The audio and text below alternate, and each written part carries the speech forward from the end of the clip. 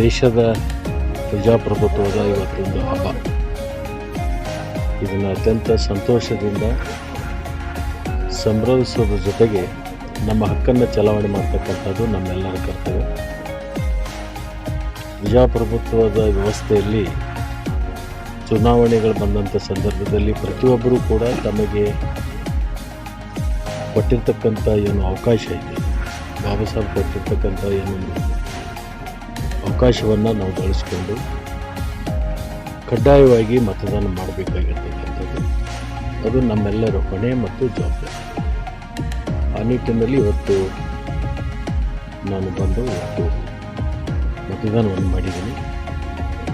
ಸಂತೋಷ ಅನ್ನಿಸ್ತೈತೆ. ಪ್ರತಿಯೊಬ್ಬ ನಾಗರಿಕನೂ ಕೂಡ ತಮ್ಮ ಕರ್ತವ್ಯವನ್ನು ಮಾಡಬೇಕು ಅಂತ ಹೇಳಿ ನಾನು ನಿಮ್ಮ ಮುಖಾಂತರ ಎಲ್ರಿಗೂ ಚುನಾವಣೆ ಇವತ್ತು ನಾನು ನಮ್ಮ ಮನೆಯವರು ಇಲಾಖೆ ಹೊರಗೆ ಬಂದಿದ್ದೇವೆ. ಇವತ್ತು ಕಾರವಾರ ಮತಕ್ಷೇತ್ರದಲ್ಲಿ ನಮ್ಮ ಪಕ್ಷದ ಬೆಂಬಲ ವ್ಯಾಪಕವಾದ ಬೆಂಬಲದೊಂದಿಗೆ ನಾವು ಗೆಲ್ತೀವಿ ಅನ್ನುವಂಥ ವಿಶ್ವಾಸ ಇದೆ. ಈಗ ಈ ಮತಕ್ಷೇತ್ರದಲ್ಲಿ ಎಲ್ಲ ಬೂತ್ಗಳಿಗೆ ಭೇಟಿ ಕೊಟ್ಟು ಈ ವ್ಯವಸ್ಥೆ ಪರಿಸ್ಥಿತಿಗಳನ್ನು ವೀಕ್ಷಣೆ ಮಾಡಲಿಕ್ಕೆ ನೋಡ್ತಾ ಇದ್ದೀವಿ. ಮುಖ್ಯವಾಗಿ ಇವತ್ತು ಇಡೀ ಮತಕ್ಷೇತ್ರದಲ್ಲಿ ಕಾನೂನು ವ್ಯವಸ್ಥೆ ಮತ್ತು ಸುವ್ಯವಸ್ಥೆ ಸರಿಯಾಗಿರುವುದರಿಂದ ಎಲ್ಲರೂ ಶಾಂತಿಯಿಂದ ಮತವನ್ನು ಮಾಡಬೇಕು. ಯಾವುದೇ ಗದ್ದಲಕ್ಕೆ ಮಾಡಿಕೊಳ್ಳಲು ಅವಕಾಶ ಕಲ್ಪಿಸಬಾರ್ದು ಅಂತ ಇದೆಲ್ಲ ಕರೆ. ಆದರೆ ಮೊದಲಿಂದ ಒಂದು ಸಸ್ಪಿಷಸ್ ಇದ್ದೇ ಇತ್ತು. ಉಪಮುಖ್ಯಮಂತ್ರಿ ಡಿ ಕೆ ಶಿವಕುಮಾರ್ ಅವರು ಇದರಲ್ಲಿ ಇನ್ವಾಲ್ವ್ ಆಗಿದ್ದಾರೆ ಅನ್ನುವಂಥದ್ದು ಇದ್ದೇ ಇತ್ತು.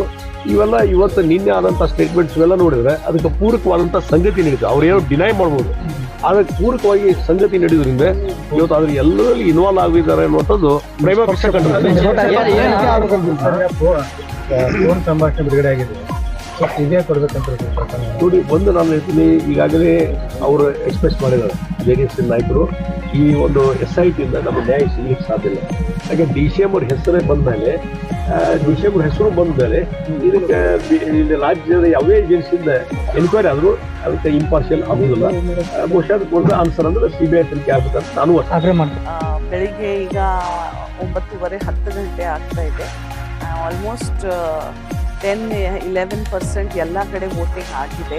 ಸೊ ಆ ನಿಟ್ಟಿನಲ್ಲಿ ಜಾಸ್ತಿ ಜನ ಹೊರಗಡೆ ಬಂದು ಅಪ್ಪನ ಸ್ವಂತ ಹಕ್ಕು ಚಲಾಯಿಸ್ತಾ ಇದ್ದಾರೆ. ಅದೇ ಇನ್ನು ಹೆಚ್ಚಾಗಿ ತಾವು ಎಲ್ಲರೂ ಬಂದು ಮತದಾನ ಹಾಕಬೇಕು ಅಂತ ನನ್ನ ಅನಿಸಿಕೆ. ನಿಮ್ಮ ಅಧಿಕಾರ, ನಿಮ್ಮ ಹಕ್ಕು ಇವತ್ತು ತಾವು ಎಲ್ಲರೂ ಚಲಾಯಿಸ್ಬೇಕು. ಇಡೀ 8 ಕ್ಷೇತ್ರ ಅಲ್ಲಿ ಕೂಡ ಒಳ್ಳೆಯ ರೀತಿ ರೆಸ್ಪಾನ್ಸ್ ಬರ್ತಾ ಇದೆ.